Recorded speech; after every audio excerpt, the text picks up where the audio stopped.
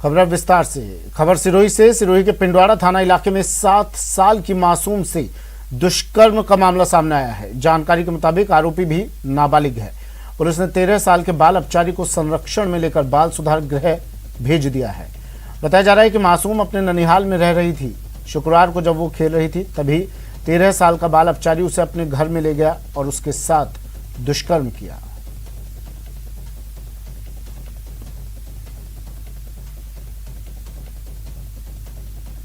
सिरोही से खबर।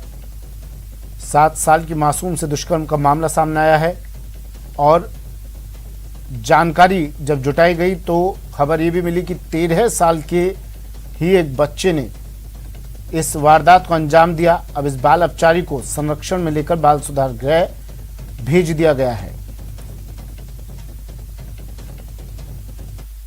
में 7 वर्षीय बालिका से दुष्कर्म का प्रकरण परिजनों के द्वारा दर्ज किया गया, जिस पर घटनास्थल का निरीक्षण करके आस पड़ोस के व्यक्तियों के बयान लिए गए। पीड़िता का मेडिकल करवाया गया। पीड़िता के 161 के बयान महिला अधिकारी के द्वारा लिया गया। श्रीमान एसपी साहब के निर्देशानुसार आरोपी विधि का उल्लंघन करता को डिटेन करके किशोर न्याय बोर्ड में पेश करके संप्रेषण गृह में दाखिल कराया गया। और बड़ी खबर आ रही है जोधपुर से। जोधपुर के तिवरी से बड़ी खबर। नाबालिग के साथ दुष्कर्म का मामला। चाकू की नोक पर दुष्कर्म की वारदात को अंजाम दिया गया। तिवरी के डाबड़ी गांव की वारदात है। दुष्कर्मी के खिलाफ मामला दर्ज कर लिया गया है। ओसियां थाने में मामला दर्ज किया गया है। ओसियां पुलिस मामले की जांच में जुट गई है। बड़ी खबर जोधपुर से। चाकू की नोक पर दुष्कर्म की वारदात। नाबालिग के साथ दुष्कर्म।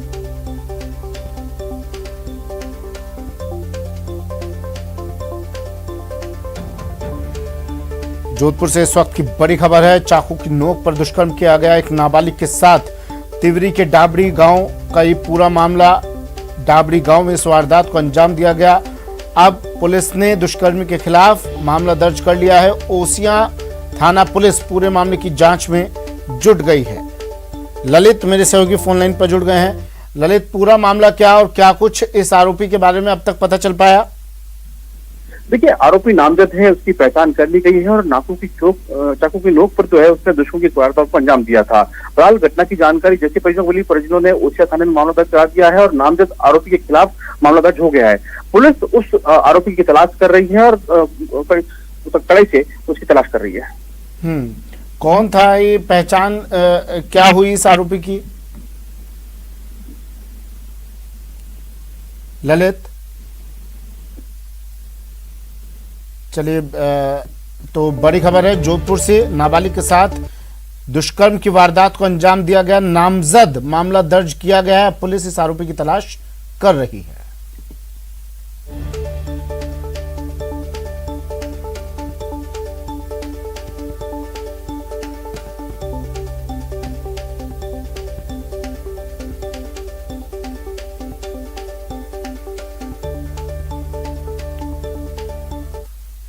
और खबर जालौर से। जालौर में हाई टेंशन बिजली का तार टूटकर गिरने और उसकी चपेट में आने से पति पत्नी की मौत हो गई।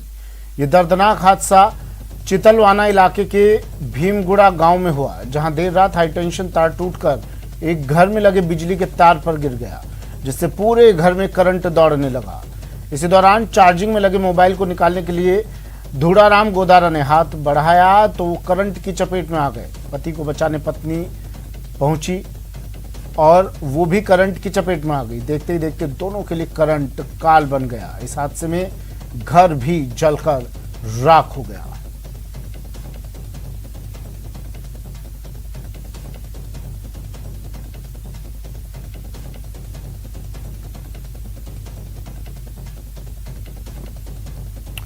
जालौर से खबर है। ये तस्वीरें देखिए जालौर की, जहां करंट लगने से पति पत्नी की मौत हुई और पूरा घर जलकर खाक हो गया।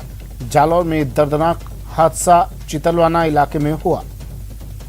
श्याम सुंदर जालौर से सहयोगी फोनलाइन पर जुड़ गए हैं। श्याम, दर्दनाक हादसा, किस तरह यह हादसा हुआ और फिलहाल वहां पर क्या स्थिति, कौन कौन इस परिवार में मौजूद था? देखिए सुमित, ये घटना देर रात को 1 बजे की है, जिसमें चितलवाना क्षेत्र के भीमगुड़ा ग्राम पंचायत के कलजी की बेरी स्थित अपने घर पर ये जो है पति पत्नी सो रहे थे। इस दौरान पड़ोस में आसपास में जो लाइनें गुजर रही थी, वहाँ एलटी जो हाई टेंशन लाइन थी वो जो घरों में सप्लाई होने वाली एलटी लाइन पर गिरी और जिसका करंट है वो घरों में दौड़ गया। इस दौरान जब आवाज आई तो जो परिवार के सदस्य है ये दोनों, उन्होंने मोबाइल को जैसे ही चार्जिंग में लगा हुआ हाथ लगाया, जिससे पति को करंट आने के बाद जैसे ही पत्नी उसे बचाने के लिए दौड़ी तो वो भी चपेट में आ गई और जिसके चलते ये दोनों की दर्दनाक मौत हो चुकी। और जैसे ही करंट आया तो उसके बाद आग लग गई और आग से पूरा घर है वो जलकर खाक हो गया है। इसकी घटना को लेकर विद्युत विभाग के अधिकारी है जो आईएन है पूर्णमाराम बिश्नोई, उनसे हमारी बात हुई है। उनके द्वारा वहाँ टीम मौके पर पहुंच चुकी है। उन्होंने कहा है कि जो ये हाई टेंशन तार का जो करंट था वो पड़ा, जिसके चलते चपेट में आने से पति पत्नी की दर्दनाक तरीके से रात को 1 बजे मौत हो गई। जी सुमित। ठीक है शाम मेरे सहयोगी जालौर से हमारे साथ फोन लाइन पर जुड़े। दर्दनाक हादसा जालौर में। खबर पाली से। पाली जिले की जैतारण पुलिस ने पिछले 5 महीने में शराब की दुकानों और राहगीरों के साथ हुई लूट का पर्दाफाश कर दिया। एक नाबालिग समेत 3 आरोपियों को हिरासत में लिया गया है। ये आरोपी नकली पिस्टल और असली चाकू दिखाकर लूट को अंजाम देकर फरार हो जाते थे। फिलहाल पुलिस इनसे पूछताछ कर रही है।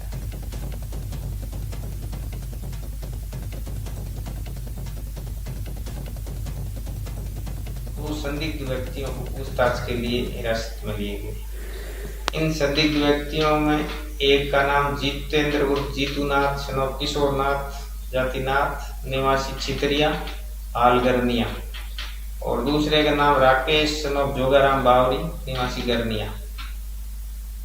इन दोनों संदिग्धों से पूछताछ करने पर इन्होंने एक बाल अपचारी के साथ रखकर ये घटनाएं कारित करना स्वीकार किया है। खबर अलवर से। अलवर में जुए के खिलाफ बड़ी कार्रवाई की गई। पुलिस ने 17 जुआरियों को पकड़ा है। बनबीरपुर के पास होटल में कार्रवाई की गई। 7 गाड़ी 3,60,000 की नकदी जब्त की गई है। हरियाणा यूपी के रहने वाले आरोपी बताए जा रहे हैं। पुलिस आरोपियों से अब पूछताछ कर रही है।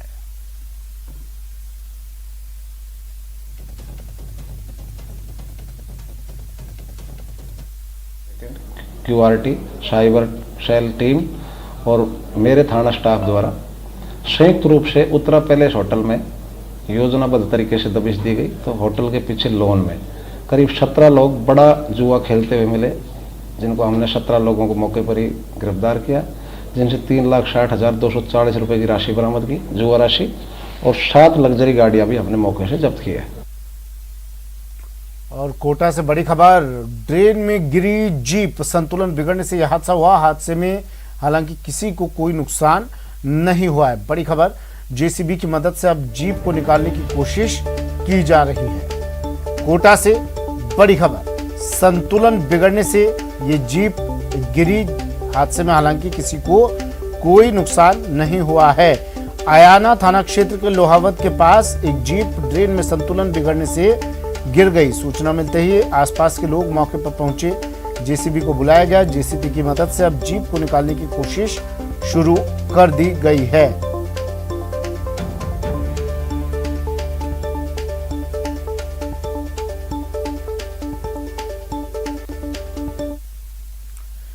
और बड़ी खबर श्रीगंगानगर से। पाकिस्तान ने भारतीय युवक को पुश बैक किया। गलती से बॉर्डर लांघकर ये पाकिस्तान चला गया था। सीमा में पाक ने बीएसएफ के 5S चेकपोस्ट पर भारतीय युवक को सौंप दिया है। युवक वीर सिंह एमपी के थाना बेड़िया क्षेत्र का निवासी बताया जा रहा है।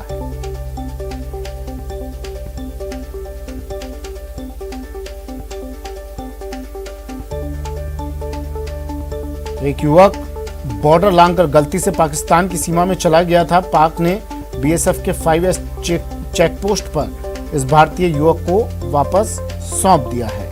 युवक का नाम वीर सिंह बताया जा रहा है, जो एमपी के थाना बेड़िया क्षेत्र का निवासी है। श्रीगंगानगर से बड़ी खबर।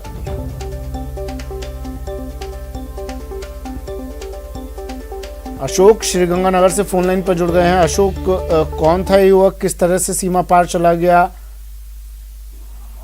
देखिए सुमित जी, जो जानकारी प्रारंभिक तौर पर हमें मिल पाई है उसमें बताया जा रहा है कि युवक एक्चुअल में भारत के मध्य प्रदेश का रहने वाला है और मध्य प्रदेश से कुछ समय पहले राजस्थान पहुंचा और राजस्थान से ये धीरे धीरे भारत पाक अंतर्राष्ट्रीय सीमा क्षेत्र में पहुंचकर गलती से लगभग 2 से 2.5 महीने पुरानी ये बात बताई जा रही है कि भारतीय सीमा को क्रॉस करके पाकिस्तान में चला गया। वहां से ये तकरीबन 2 से 3 महीने इसको वहां हो गए थे, लेकिन कल देर शाम भारत पाक अंतर्राष्ट्रीय सीमा की 5S चेक पोस्ट पर, जो केसरी सिंहपुर थाना क्षेत्र का हिस्सा है, वहां पर भारतीय सेना और पाकिस्तानी सेना के बीच में फ्लैग मीटिंग हुई और दोनों के बीच में फ्लैग मीटिंग सक्सेसफुली रही और इस भारतीय युवक को पुशबैक कर दिया गया। लेकिन इनिशियली इस चीज से जो जानकारी मिल पा रही है, बताया जा रहा है कि ये भारतीय युवक मानसिक रूप से थोड़ा सा विमंदित है, लेकिन चूंकि इसने इतना वक्त पाकिस्तान में गुजारा है, 2 से 2.5 महीने ये पाकिस्तान में रह चुका है, तो इस वजह से अब इससे एक ज्वाइंट इंक्वायरी की जाएगी। इससे इंटेलिजेंसी, आईबी, पुलिस और अन्य खुफिया एजेंसियां पूरी तरह से जानकारी लेकर पूरी तरह से संतुष्ट होने के बाद ही अब इस युवक को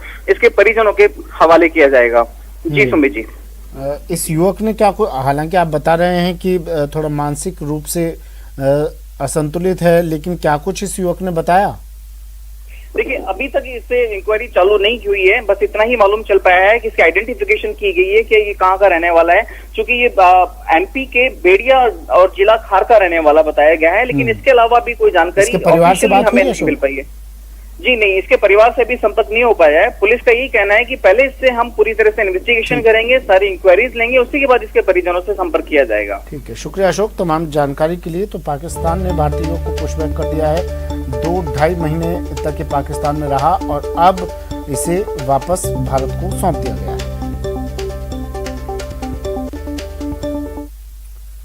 और खबर कोटा से, जहां एसीबी ने एक बड़ी मछली को ट्रैप किया है, जो ड्रग्स कंट्रोल करने के नाम पर वसूली का खेल खेल रहा था। अफीम की जांच, वसूली का खेल, 16 लाख की रिश्वत वाली मिठाई, करप्शन का महाप्रबंधक, नारकोटिक्स में रैकेट, एक IRS का गंदा धंधा। मिठाई के डिब्बे में भरा ये नोट फर्ज और ईमान का सौदा कर की गई काली कमाई है। जी हां, एसीबी ने मिली सूचना पर नारकोटिक्स ब्यूरो के रिश्वतखोर जॉइंट कमिश्नर शशांक यादव को धर दबोचा है। इस IRS अधिकारी की गाड़ी में रखे मिठाई के डिब्बे और लिफाफे से काली कमाई के 1-2 लाख नहीं बल्कि 16,32,000 रुपए बरामद हुए हैं।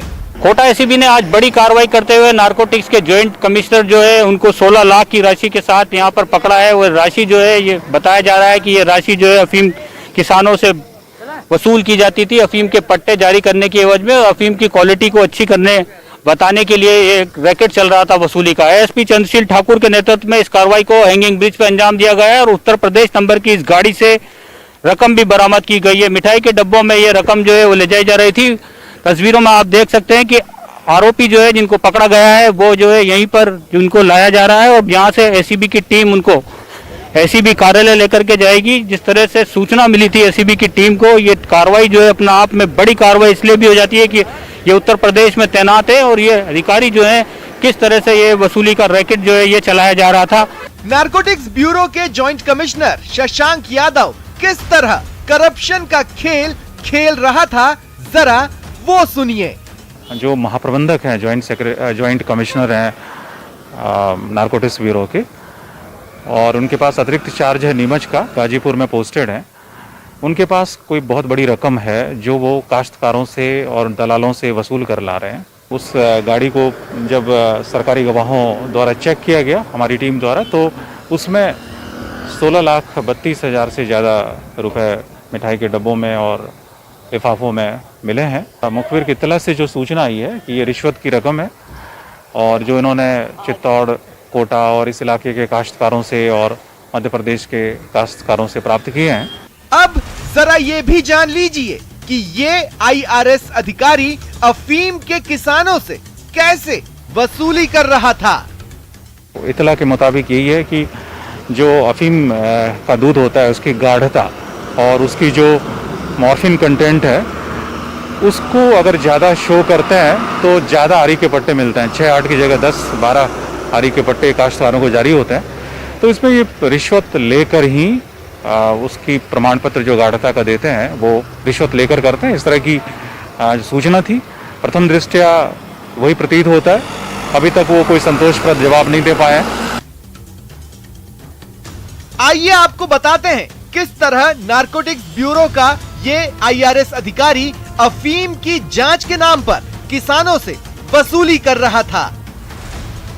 IRS अधिकारी शशांक के पास किसानों की अफीम की जांच करने का जिम्मा था, जिसमें अफीम की गाढ़ता और मॉर्फिन की मात्रा ज्यादा बताकर किसानों से रिश्वत ले रहा था।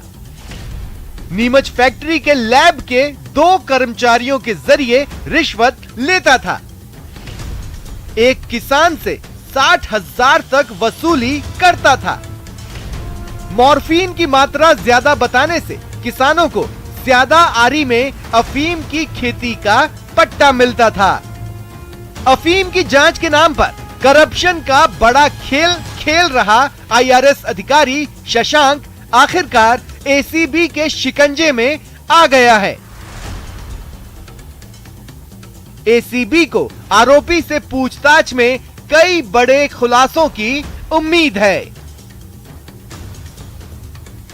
न्यूज़ 18 राजस्थान के लिए कोटा से शाकिर अली की रिपोर्ट।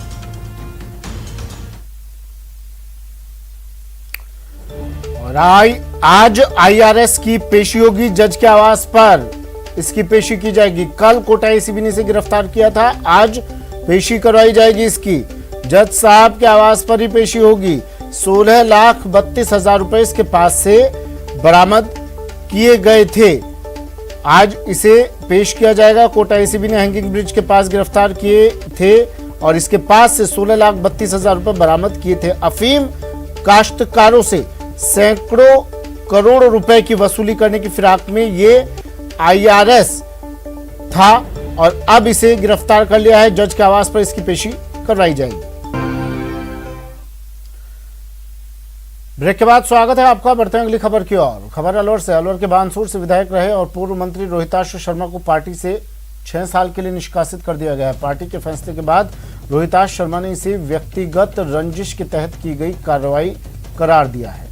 उन्होंने कहा है कि इस बात का मुझे कोई अफसोस नहीं है कि मैं पार्टी के साथ हमेशा वफादारी से रहा। पार्टी का कोई दोष नहीं है। जिन लोगों के हाथ में कमान है उन्होंने ये कार्रवाई की है।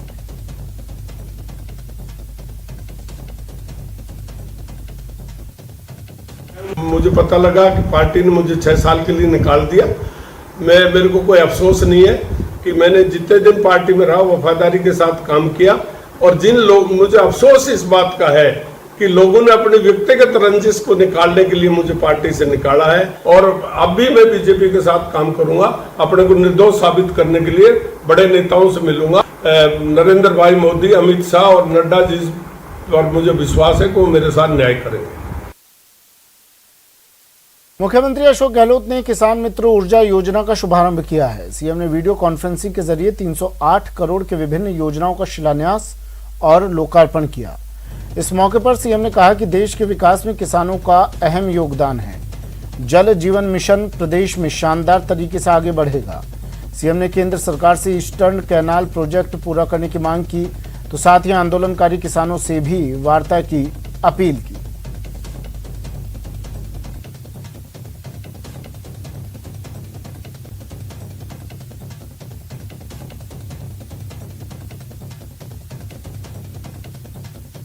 प्रायोरिटी सेक्टर हमारा किसान है, कृषि है।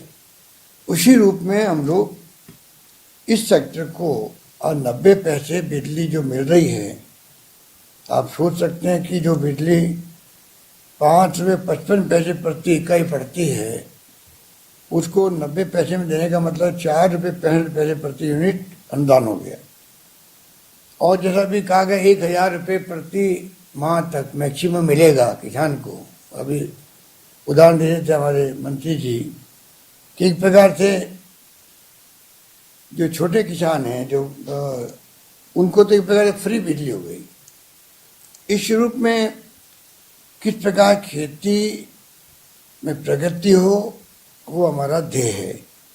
सबसे खुशी की बात यह भी कि अभी कोविड चल रहा है और जीडीपी के हालात क्या है देश में मालूम है, अर्थव्यवस्था की स्थिति क्या बन गई है, बहुत संकट में देश पूरा। तो देश में 80% रेवेन्यू कम हो गई अभी हमारी। तब भी कृषि क्षेत्र वो क्षेत्र है जिसने जीडीपी में बढ़ोतरी करने का प्रयास किया था, चाहे वो थोड़ा किया हो।